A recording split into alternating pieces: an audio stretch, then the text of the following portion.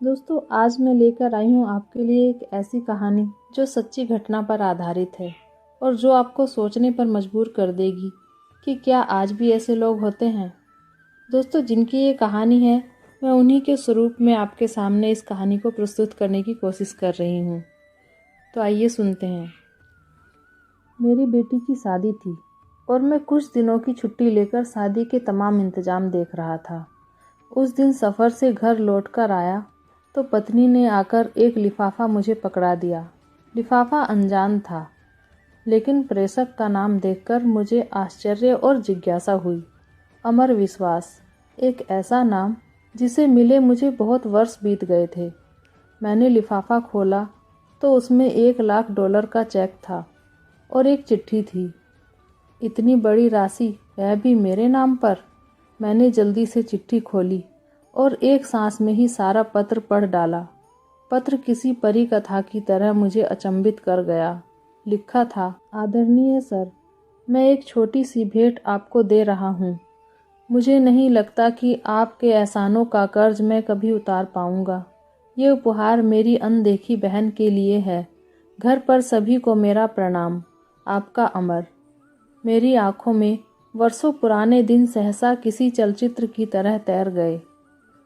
एक दिन मैं चंडीगढ़ में टहलते हुए एक किताबों की दुकान पर अपनी पसंद की पत्रिकाएं उलट पलट रहा था कि मेरी नज़र बाहर पुस्तकों के एक छोटे से ढेर के पास खड़े हुए एक लड़के पर पड़ी।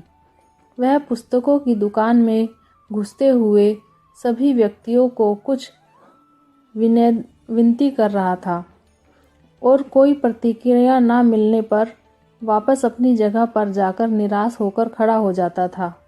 मैं काफ़ी देर तक उसे मूक दर्शक की तरह देखता रहा। पहली नज़र में यह फुटपाथ पर दुकान लगाने वालों द्वारा की जाने वाली सामान्य सी व्यवस्था लगी, लेकिन उस लड़के के चेहरे की निराशा सामान्य नहीं थी। वह हर बार नई आशा के साथ अपनी कोशिश करता, फिर वही निराशा। मैं काफ़ी देर तक उसे देखने के बाद अपनी उत्सुकता दबा नहीं पाया और उस लड़के के पास जाकर खड़ा हो गया। वह लड़का कुछ सामान्य सी विज्ञान की पुस्तकें बेच रहा था। मुझे देखकर उसमें फिर से उम्मीद का संचार हुआ और बड़ी ऊर्जा के साथ उसने मुझे पुस्तकें दिखानी शुरू की। मैंने उस लड़के को ध्यान से देखा। साफ सुथरा चेहरा और आत्मविश्वास, लेकिन पहनावा बहुत ही साधारण। ठंड का मौसम था और वह केवल एक हल्का सा स्वेटर पहने था। पुस्तकें मेरे किसी काम की नहीं थी, फिर भी मैंने जैसे किसी सम्मोहन में बंद कर उससे पूछा, बच्चे, ये सारी पुस्तकें कितने की हैं? आप कितना देंगे सर? अरे, तुमने कुछ तो सोचा होगा। आप जो देंगे, लड़का थोड़ा निराश होकर बोला। तुम्हें कितना चाहिए? उस लड़के ने अब यह समझना शुरू कर दिया कि मैं अपना समय उसके साथ गुजार रहा हूँ। 5,000 रुपये, वह लड़का कुछ कड़वे स्वर में बोला। इन पुस्तकों का कोई 500 भी दे दे तो बहुत है। मैं उसे दुखी नहीं करना चाहता था, फिर भी अनायास ही मुंह से ये निकल गया। अब उस लड़के का चेहरा देखने लायक था, जैसे ढेर सारी निराशा किसी ने उसके चेहरे पर उड़ेल दी हो। मुझे अब अपने कहे पर पछतावा हुआ। मैंने अपना हाथ उसके कंधे पर रख कर और संतावना भरे शब्दों में फिर पूछा, देखो बेटे, मुझे तुम पुस्तक बेचने वाले तो नहीं लगते। क्या बात है, साफ साफ बताओ कि क्या ज़रूरत है। वह लड़का तब जैसे फूट पड़ा। शायद काफ़ी समय निराशा का उतार चढ़ाव अब उसके बर्दाश्त के बाहर था। सर, मैं 12वीं कर चुका हूँ। मेरे पिता एक छोटे से रेस्तरां में काम करते हैं। मेरा मेडिकल में चयन हो चुका है। अब उसमें प्रवेश के लिए मुझे पैसों की ज़रूरत है। कुछ तो मेरे पिताजी देने के लिए तैयार हैं, कुछ का इंतजाम वह भी नहीं कर पा रहे हैं। लड़के ने एक ही सांस में बड़ी सारी अंग्रेजी में कहा, तुम्हारा नाम क्या है? मैंने मंत्रमुग्ध होकर उससे पूछा। अमर विश्वास। तुम विश्वास हो और दिल छोटा करते हो। कितने पैसे चाहिए? 5,000। अब की बार उसके स्वर में दीनता थी। अगर मैं तुम्हें यह रकम दे दूं, तो क्या मुझे वापस कर पाओगे? इन पुस्तकों का तो इतनी कीमत नहीं है। इस बार मैं थोड़ा हंस कर बोला, सर, आपने ही तो कहा है कि मैं विश्वास हूँ। आप मुझ पर विश्वास कर सकते हैं। मैं पिछले 4 दिन से यहाँ आता हूँ। आप पहले आदमी हैं जिसने इतना पूछा। अगर पैसों का इंतजाम नहीं हो पाया तो मैं भी आपको किसी होटल में कप प्लेट धोता हुआ मिलूँगा।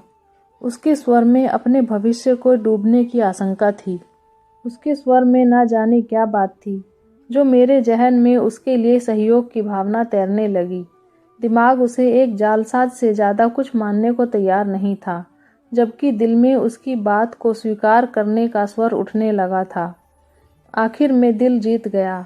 मैंने अपने पर्स से 5,000 रुपये निकाले, जिनको मैंने शेयर मार्केट में निवेश करने के लिए सोचा था। उसे पकड़ा दिए। वैसे इतने रुपए मेरे लिए भी मायने रखते थे, लेकिन ना जाने किस मोह ने मुझसे वह पैसे निकलवा लिए। देखो बेटा, मैं नहीं जानता कि तुम्हारी बातों में, तुम्हारी इच्छा शक्ति में कितना दम है, लेकिन मेरा दिल कहता है कि तुम्हारी मदद करनी चाहिए, इसलिए मैं कर रहा हूँ। तुमसे 4-5 साल छोटी मेरी बेटी है, मिन्नी। सोचूंगा उसके लिए कोई खिलौना खरीद लिया। मैंने पैसे अमर की तरफ बढ़ाते हुए कहा। अमर हतप्रभ था। शायद उसे यकीन नहीं आ रहा था। उसकी आंखों में आंसू तैर गए। उसने मेरे पैर छुए तो आंखों से निकली 2 बूंदें मेरे पैरों को चूम गई। ये पुस्तकें मैं आपकी गाड़ी में रख दूं? कोई ज़रूरत नहीं। इन्हें तुम अपने पास रखो। यह मेरा कार्ड है। जब भी कोई ज़रूरत हो तो मुझे बताना। वह मूर्ति बनकर खड़ा रहा और मैंने उसका कंधा थपथपाया। कार स्टार्ट की और आगे बढ़ा दी। कार चलाते हुए वह घटना मेरे दिमाग में घूम रही थी और मैं अपने खेले जुए के बारे में सोच रहा था, जिसमें अनिश्चितता ही ज़्यादा थी। कोई दूसरा सुनेगा तो मुझे एक भावुक मूर्ख से ज़्यादा कुछ नहीं समझेगा। अंत में मैंने यह घटना किसी को ना बताने का फैसला किया। दिन गुजरते गए। अमर ने अपने मेडिकल में दाखिले की सूचना मुझे एक पत्र के माध्यम से दी। मुझे अपनी मूर्खता में कुछ मानवता नजर आई। एक अनजान सी शक्ति में, या कहें कि दिल के अंदर बैठे मानव ने मुझे प्रेरित किया कि मैं 1,000-2,000 रुपये उसके पते पर फिर से भेज दूं। भावनाएं जीती और मैंने अपनी मूर्खता फिर दोहराई। दिन हवा होते गए। उसका संक्षिप्त सा पत्र आता रहा, जिसमें 4 लाइनें होती थी। 2 मेरे लिए, एक अपनी पढ़ाई पर और एक मिन्नी के लिए, जिसे वह अपनी बहन बोलता था। मैं अपनी मूर्खता दोहराता और उसे भूल जाता।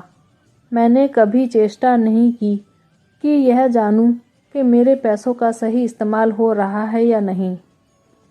ना ही कभी वह मेरे घर आया। कुछ साल तक यही क्रम चलता रहा।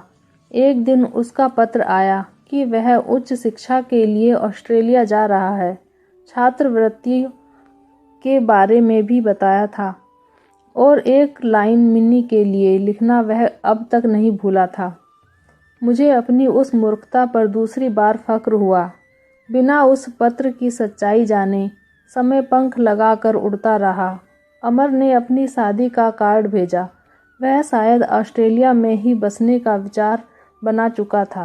मिन्नी भी अपनी पढ़ाई पूरी कर चुकी थी। एक बड़े परिवार में उसका रिश्ता तय हुआ। अब मुझे मिन्नी की शादी लड़के वालों की हैसियत के हिसाब से करनी थी। एक सरकारी उपक्रम का बड़ा अफसर कागजी शेर ही होता है। शादी के प्रबंध के लिए ढेर सारे पैसों का इंतजाम, उधेड़ बुन और अब वह चेक। मैं वापस अपनी दुनिया में लौट आया। मैंने अमर को एक बार फिर याद किया और मिन्नी की शादी का एक कार्ड अमर को भी भेज दिया। शादी की गहमा गहमी चल रही थी। मैं और मेरी पत्नी व्यवस्थाओं में व्यस्त थे और मिन्नी अपनी सहेलियों में। एक बड़ी सी गाड़ी घर के सामने आकर रुकी। ड्राइवर ने गेट खोला तो उसमें से एक शख्स और अपनी पत्नी के साथ गोद में एक बच्चा लिए हुए गाड़ी से बाहर निकले। मैं अपने दरवाजे पर जाकर खड़ा हुआ तो लगा कि इस व्यक्ति को पहले भी कहीं देखा है। उसने आकर मेरी पत्नी और मेरे पैर छुए। सर, मैं अमर, वह बड़ी श्रद्धा से बोला। मेरी पत्नी अचंभित सी खड़ी होकर देखती रही। मैंने बड़े ही प्यार से उसे सीने से लगा लिया। उसका बेटा मेरी पत्नी की गोद में घर सा अनुभव कर रहा था। मिन्नी अब भी संशय में थी। अमर अपने साथ ढेर सारे उपहार लेकर आया था। मिन्नी को उसने बड़ी आत्मीयता से गले लगाया। मिन्नी भी भाई पाकर बड़ी खुश थी। अमर शादी में एक बड़े भाई की रस्म हर तरह से निभाने में लगा रहा। उसने ना तो कोई बड़ी जिम्मेदारी मुझ पर डाली और ना ही मेरे चाहते हुए मुझे एक भी पैसा खर्च करने दिया। उसके भारत प्रवास के दिन जैसे पंख लगाकर उड़ गए। इस बार अमर जब ऑस्ट्रेलिया वापस लौटा तो हवाई अड्डे पर उसको विदा करते हुए न केवल मेरी बल्कि मेरी पत्नी मिन्नी सभी की आंखें नम थी। हवाई जहाज ऊंचा और ऊंचा आकाश की तरफ उड़ता गया और उसी के साथ साथ मेरा विश्वास भी आसमान छू रहा था। मैं अपनी मूर्खता पर एक बार फिर गर्वित था और सोच रहा था, इस नश्वर संसार को चलाने वाला कोई भगवान नहीं, हमारा विश्वास ही है।